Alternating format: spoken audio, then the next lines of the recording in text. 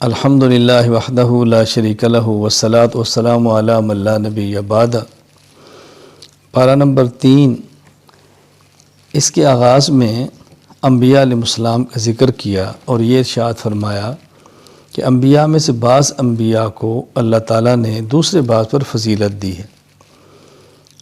امت سے تو تمام انبیاء افضل ہیں، لیکن نبیوں میں سے بعض نبی دوسرے نبی سے افضل ہیں۔ اللہ تعالیٰ نے کسی نبی کو براہ راست اپنے ساتھ ہم کلام ہونے کا شرف بخشا ہے، کسی نبی کو کوئی اور اعزاز بخشا ہے۔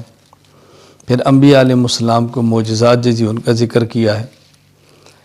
اسی پارے کے دوسرے رکوع میں آیت الکرسی ہے جو قرآن کریم کی افضل ترین آیت ہے، اس کے پڑھنے کا اہتمام کرنا چاہیے۔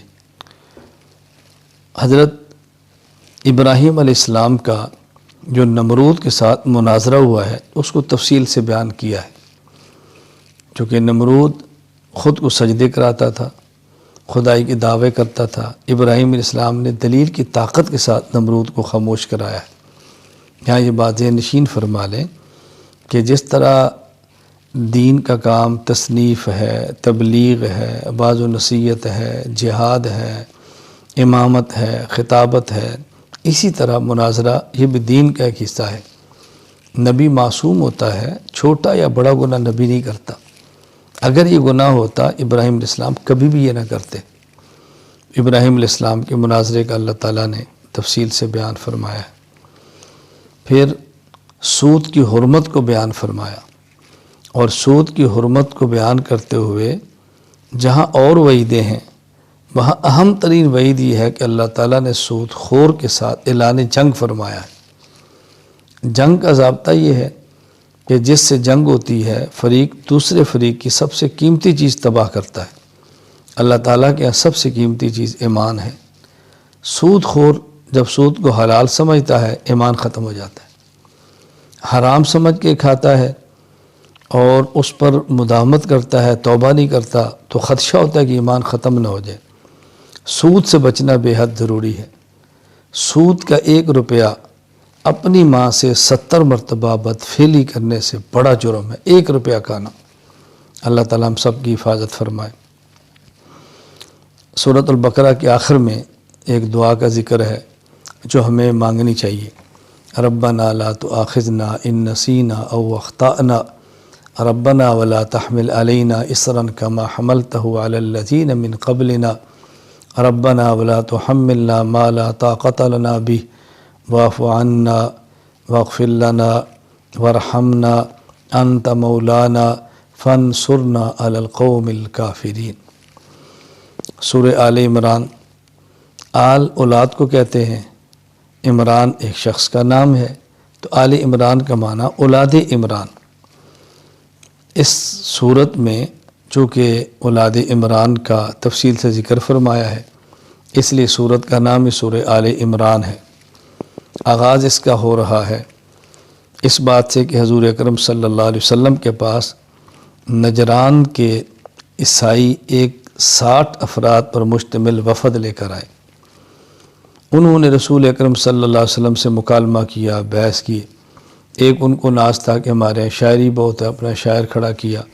نبی کریم صلی اللہ علیہ وسلم نے مقابلے میں حسان بن ثابت شاعر کھڑا کیا، ان کا شاعر شکست کھا گیا۔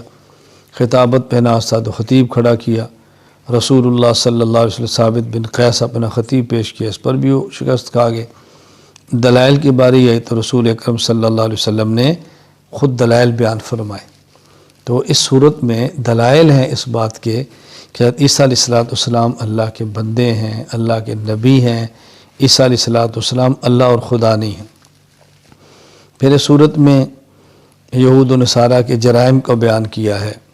یہ ظالم انبیاء علیہ السلام کو ناحق قتل کر دیتے تھے، ناحق خون ریزی کر دیتے تھے، اللہ کے نیک بندوں کو تنگ کرتے تھے، ظلم و تشدد کرتے تھے۔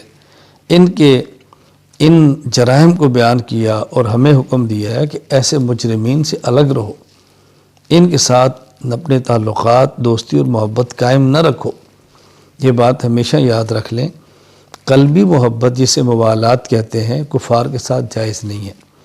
ہاں البتہ رکھ رکھاؤ، وقتی ضرورت اپنے ماحول کو سازگار کرنے کے لیے کہ یہ ایسے تعلقات جسے مدارات کہتے ہیں اس کی گنجائش ہے، لیکن یہ بھی علماء سے پوچھ لینا چاہیے کہ یہ تعلق کیسا ہے، یہ تعلق کیسا ہے۔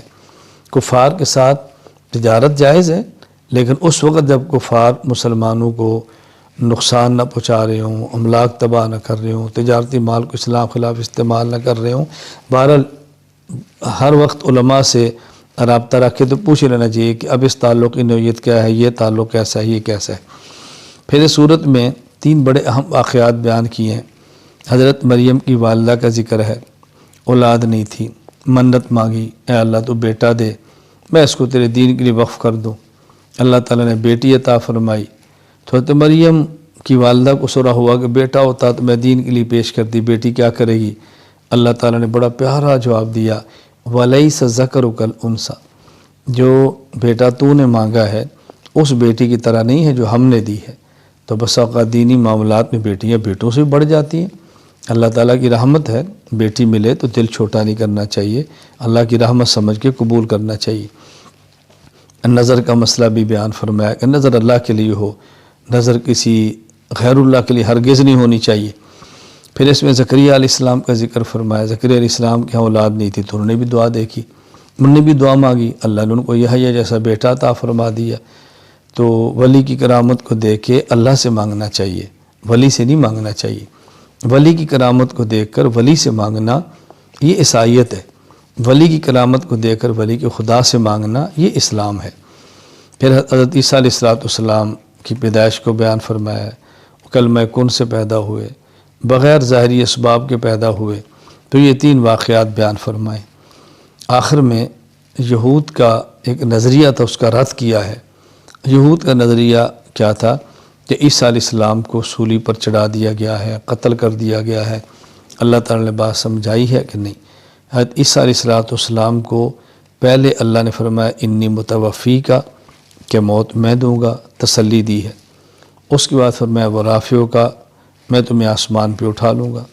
پھر فرمایا میں تیرے تک یہود کے ہاتھ پہنچنے بھی نہیں دوں گا، تجھے ان سے محفوظ رکھوں گا، اور پھر جو تیرے ماننے والے ہیں ان کو میں کامیاب کر دوں گا۔